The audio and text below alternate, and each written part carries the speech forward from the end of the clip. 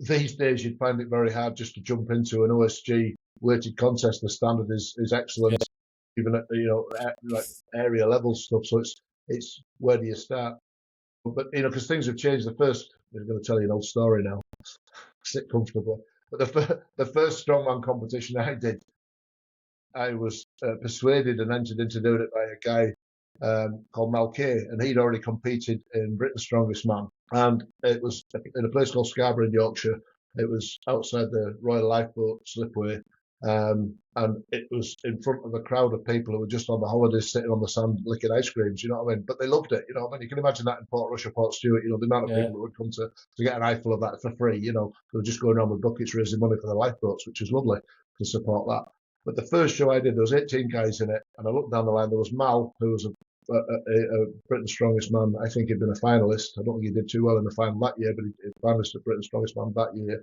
This is 90, I think it was 99. And then I looked down the line, and there was 4 other guys that had all competed in that competition of Britain's Strongest Man and been on the telly.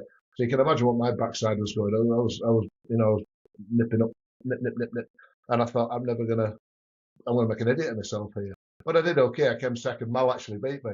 But it was the best experience. But it's come on so far from then, and the standard has improved so much from then. If I told you the stuff we did there, the weights we lifted and all the rest of it, you'd chuckle, because it wasn't that challenging or that heavy. It was for us, because we weren't training it. We didn't really know what we were getting on the day. It's like even someone like me that's only in my early 30s. I'm not old by any means, but I don't think the guys that are in their early 20s now realise how lucky they have it. There's so much opportunities in the door. It's like, I think me and Gavin and Pa are probably the only 3. If I've forgotten about it, I apologise. But I feel like there are only 3 Irish athletes that have really excelled the worldwide platform. And it's because we put ourselves out there and travelled for competitions and sort of set some sort of example. But just a similar funny story, Dave will have heard this before. Chris, maybe you'll not. It was, and that's what the young guys miss, as you've just said, Chris. Not jumping into comps last minute.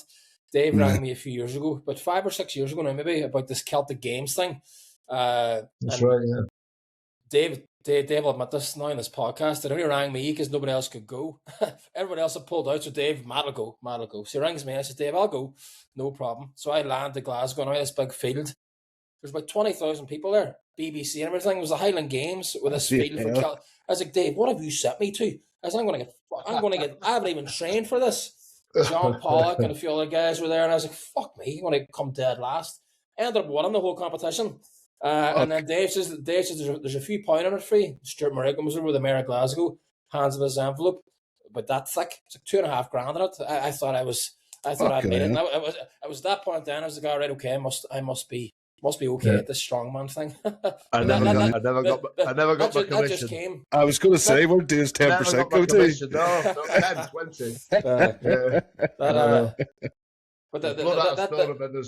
But that just came from jumping on the competition last minute as well, and not knowing what I was going to do, and sure, there you are. People have no idea how much they're so like pro headset, and they're so like locked in this, and they have no idea how much they're holding themselves back.